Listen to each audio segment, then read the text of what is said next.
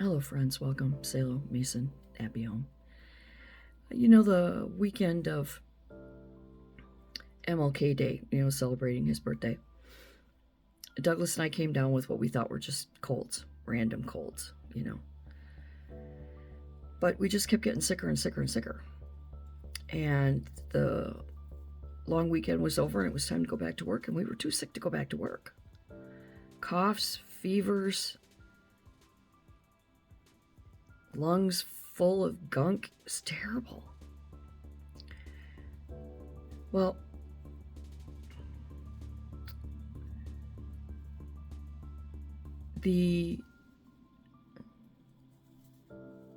this sickness we thought was cold turned out to be COVID. We found out the hard way that it was COVID because last week Douglas, it was about 3 o'clock in the morning, got up to get a glass of water and do what men do at 3 o'clock in the morning. And I heard a terrible crash. And I rushed out, and Douglas was unconscious. He had lost consciousness in the bathroom and slammed his head on the cabinet and on the floor. And I called 911, and the ambulance came and they took him away to the ER. And I followed them there, and while we're in the emergency room, of course, I'm coughing and choking like crazy. Can hardly breathe. And the doctor came in and checked on me and informed me that we had COVID. They had done a test there. And one of the many symptoms of COVID is it causes blood pressure drops. It can cause rapid and sudden blood pressure drops, and that's what happened to Douglas. I found out later, after he was released from the hospital, that at one point in the ambulance, they couldn't get his blood pressure to register on the machine, so they had to change out the machines, and that's scary. That means you don't have a heartbeat. I think that my Douglas came within seconds of his heart stopping forever because of COVID. Now, I refreshed myself on COVID and did some looking into it, and one of the common denominators is vertigo as the many, many symptoms of this ever-evolving sickness. And as I was reading into it, I realized what I was reading was that this came out of, it was an accidental leak from a lab in China, which we know about, but that the accidental leak actually happened in 2019. And not beyond looking at a good conspiracy whenever there might be a conspiracy, I remembered that back in the late spring of 2019, I was suddenly struck ill, very ill. Vertigo, and the vertigo was so bad that Douglas would have to hold my hand so I could walk around. I would fall on the floor. I went to the doctor. They did brain scans. They did everything. They checked me for everything. There was no illness, sickness, plague, disease, virus, flu. They did blood cultures. They did everything. They found a fluid on my brainstem. It's like a little blob of fluid with tentacles on it that's wrapped around my brainstem. But they couldn't find any infection or any reason at all why I was having these flu and cold-like symptoms that were very severe. And I wonder if COVID has been here in America longer than the spring of 2020. When I think back of the symptoms I had, and if we don't know about COVID, if we don't know what COVID is, or it's not something that's on our doctor's radars, they're not going to test you for something they don't know about or that they have testing available. Because I had all the symptoms, and I've been suffering with vertigo and vestibular migraines, at constant coughing and respiratory issues ever since the late spring of 2019. In the fall of 2019, I became so ill that I actually did have the flu kick in as well. And my coughing was so bad that I lost consciousness on multiple occasions. So we had to stay out of work. And it was a long week last week. You get up and you take care of your pigs and you take care of your dog, and that's all you got. You can't, you're losing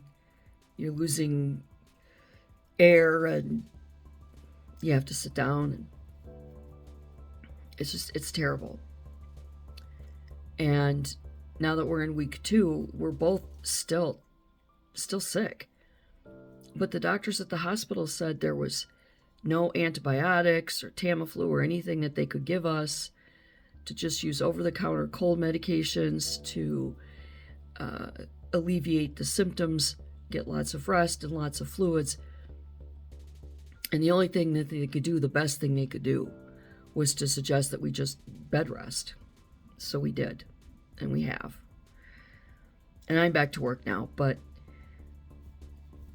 COVID is it's so sinister. And I'm not blaming the Chinese people. Accidents happen. They had a lab leak. We had monkeys escape from a lab late last year, remember? All those monkeys in South Carolina? Shit happens. And labs are high-risk places. There's bound to be stuff coming out of there. I don't blame China. I don't blame them. I don't blame the people of China. It's not their fault. It may be the fault of the lab or the government if they knew how deadly COVID was and they continuously allowed, people to travel abroad and come around and do things and not say anything. They may be at fault there.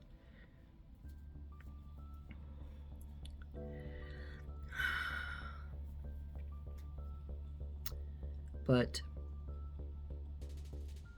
we have to take it seriously, but it seems to have fallen into the annals of history as another flu bug. You get your annual COVID shot every year. Now, in 2020, when COVID first came on the scene, we first heard that word COVID, I volunteered to join the vaccine trials. Because at that time, we didn't realize what was going on. And I had my record unsealed from that trial, that 2-year trial, and discovered that in the double-blind test, I was someone that received the actual experimental vaccines. And the irony of this is, it's January 29th, 2025, and last month, I got my flu shot, and I got my annual COVID vaccine. And Douglas did not get either one. And both of us got sick with the same thing. So, with vaccines, being a big deal, a topic of conversation, and today with RFK Jr.'s, excuse me, we've been watching a lot of conspiracy shows on TV when you're living on the couch. You watch a lot of stuff. RFK Jr.'s confirmation hearings coming up today. It's going to be brought up about anti-vaxxers and so on and so forth. And I would never tell anybody not to get a vaccine. I've been an advocate of vaccines forever. I grew up in an era where the school nurses would give you vaccines. They would come in and they would do, the whole school, mumps and measles and polio and all that stuff. And it prevented epidemics. It saved lives. But I think we've come to a point in our evolution that it's going to be hit or miss. If you get the vaccines, the point is it's going to limit the symptoms and help you recover faster. But in this case, it didn't.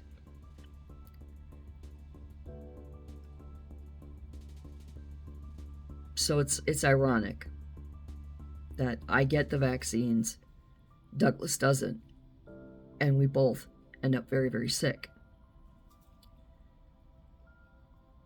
So take care of yourselves and, keep a mask in your pocket just in case.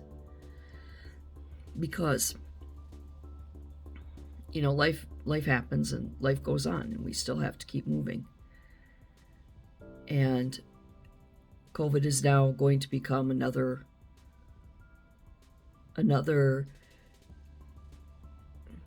concern and be up there with the flu. Flu season will now be flu and COVID season. And if you want those vaccines, by all means, get them. Your insurance companies will cover them. They're fine. And if you don't, that's absolutely fine too. Don't let your employers or your family pressure or bully you into getting vaccines that you may or may not feel comfortable getting. It is a personal choice, a very deeply personal, intimate choice. And if you are a vaccine fanatic and your neighbor is not, that doesn't make your neighbor wrong. It doesn't make them bad. They have a right to their own feelings about it. So let's be easy on each other this cold and flu season. Let's respect each other. Let's be responsible, take care of ourselves, wash those hands. Don't cough and sneeze all over people. Use your head.